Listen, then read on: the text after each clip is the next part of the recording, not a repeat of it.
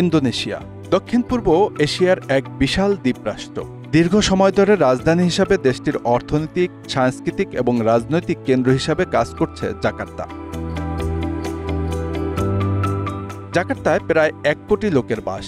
যানজট, বায়ু দূষণ থেকে শুরু করে অল্প বৃষ্টি হলেই রাস্তাঘাট তলিয়ে যায় পানিতে, যে কারণে বিশ্বের সবচেয়ে দূষিত নগরীর তালিকায়ও স্থান পেয়েছে এই মহানগরী। তাছাড়া শহরটি দ্রুত সাগরে তলিয়ে যাওয়ার আশঙ্কাও রয়েছে। জাকার্তার এই অবস্থার ফলে ইন্দোনেশিয়ার রাষ্ট্রপতি জোকো উইদোদো এক সাহসী সিদ্ধান্ত নিলেন। দেশটির রাজধানী সরিয়ে নেওয়া হবে বর্নিও দ্বীপের গভীর অরণ্যে। সেই সিদ্ধান্তের নাম নুসান্তারা। বর্ণিল সবুজ অরণ্য, বিশাল বিশাল গাছের সমারোহ ঘেরা একটি এলাকা। বর্নিও দ্বীপের এই অঞ্চলে 2022 সালের মাঝামাঝি সময় শুরু হয় নুসান্তারার নির্মাণ কাজ। প্রায় $3,400 কোটি বিশাল বাজেট নিয়ে ইন্দোনেশিয়ার নতুন রাজধানী নুসান্তারার কল্পনা করা হয়েছিল একটি আধুনিক, পরিবেশবান্ধব এবং টেকসই শহর হিসাবে। শহরটিকে আগামী বছরের মাঝামাঝি নতুন রাজধানী হিসাবে আনুষ্ঠানিক ঘোষণা দেবে ইন্দোনেশিয়া। গুরুত্বপূর্ণ সরকারি ভবন, একটি প্যালেস ও প্রেসিডেন্ট কার্যালয় আগামী বছরের আগস্টের মধ্যেই প্রস্তুত করা হবে। আগামী বছর 16,000-এর বেশি সরকারি কর্মকর্তা, পুলিশ, সেনাবাহিনী জাকার্তা থেকে নুসান্তারায় যাবেন।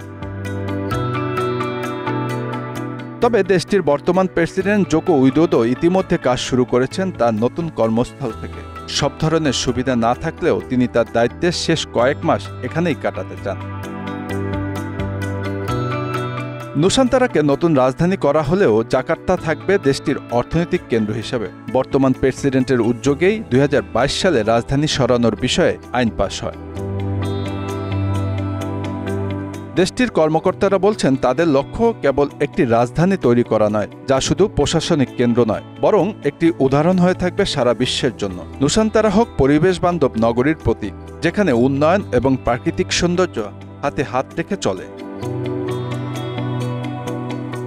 এই মহান পরিকল্পনার প্রথম দিকেই দেশের মন্ত্রিসভা সমর্থন জানিয়েছিল, কিন্তু বাস্তবায়নের কাজ সহজ ছিল না। গভীর অরণ্যের মাঝে একটি সম্পূর্ণ নতুন শহর গড়ে তোলা সহজ ব্যাপার নয়। সেই প্রতিকূলতাকে জয় করে আজ দাঁড়িয়ে আছে নুসান্তারা, একদম শূন্য অবস্থা থেকে গড়ে তোলা এক মহানগরী। এদিকে বার্তা সংস্থা রয়টার্স বলছে, পরিবেশবাদীরা ইন্দোনেশিয়ার এই প্রকল্পের পরিবেশগত প্রভাব এবং আদিবাসীদের বাস্তুচ্যুত নিয়ে উদ্বেগ প্রকাশ করেছেন। নতুন রাজধানী নুসান্তারা অবকাঠামো নির্মাণে বর্নিও দ্বীপে আদিবাসীদের বাড়িঘর উচ্ছেদেরও অভিযোগ উঠেছে।